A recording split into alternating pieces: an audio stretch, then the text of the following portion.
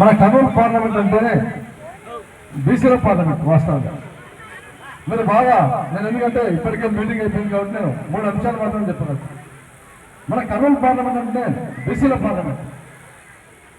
మన కూటమి ప్రభుత్వంలో భాగంగా తెలుగుదేశం ప్రభుత్వం ఆనాడు మన బీటీ రాజన్న గారికి 2 సార్లు అవకాశం ఎంపీ పదవికి, తర్వాత ఎమ్మెల్సీ కూడా 2వ సారి, హోరాహోరలో కూడా 2వ సారి ఎమ్మెల్సీ పదవి అన్నగారికి ఇచ్చారు. నేను మొన్న వైజాగ్ పోయాను, నేను లేదు మొన్న, మీకు విషయం చెప్పాలి కూడా. అచ్చెన్నాయుడు సార్ మేము అంతా కూర్చుంటే సందర్భం వచ్చి అన్నగారు సందర్భం వచ్చింది.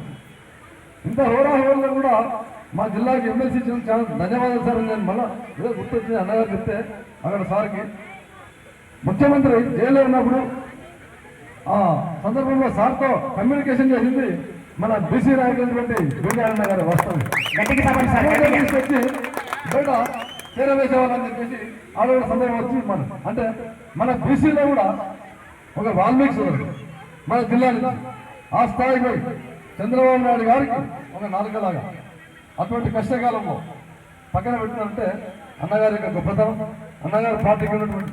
కాబట్టి మనం ఎందుకంటే మనం బీసీలో చైతన్యం. నన్ను కూడా నేను ఒక ఎంపీ పదవికి వచ్చేటట్టే ముందు అన్నగారి జిల్లా అధ్యక్ష పదవి స్థానం ఉన్నాను. నేను అన్నగారికి వెళ్ళి పదే అడిగాను, అలా కుర్మ సామాజిక వర్గం నుంచి ఒకసారి మీరు జిల్లా అధ్యక్షుడిగా ఉండగానే మా కమ్యూనిటీకి ఏదైనా న్యాయం జరగాలన్నా అని నేను పలు దఫాలు జరగడం జరిగింది. అన్నగారి ఆశీర్వాదం కూడా చాలా ఉంది. నేను ఎందుకంటే వనపర్తి రాష్ట్రంలో స్మరించగలను, ఎందుకంటే నేను అన్న కూడా రుణం తీసుకుని దేశం పెట్టాను. ఎందుకంటే చాలాసార్లు అంటే లేదన్నా ఖచ్చితంగా కావాల్సిందని చెప్పేసి అన్నగారు సహాయ సహకారం కూడా ఎంతో చేశారు. నేను ఈరోజు ఎంపీగా అయ్యి మీ ముందు నిలబడి వెతికినా అంటే అన్నగారు సహాయంతో పాటు మీ అందరూ నన్ను ఆశీర్వదించారు. 1,12,000 మెజార్టీ వచ్చినందుకు ఆశావాసి విషయం కాదు, బీసీలంతా ఏకదాటిలోకి వచ్చి బ్రహ్మాండంగా నాకు గెలుపు సహకరించారు. అందులో భాగంగా నేను చెప్పేది అంటే ముఖ్యంగా వాల్మీకి సోదరులకు నేను 2 చెడులు చెప్తున్నాను. ఎట్టి పరిస్థితుల్లో మనల్ని విభజించి పరిపాలించాలంటే మాత్రం దయచేసి అవకాశం ఇవ్వద్దండి. ఎందుకంటే మంత్రాలయం నియోజకవర్గంలో ఆ ఓటమి వచ్చేందుకు బాధాకరం.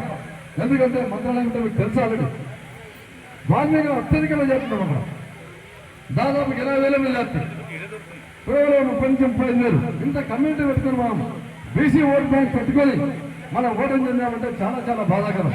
భవిష్యత్తులో అటువంటి దానికి అవకాశం ఇవ్వద్దండి.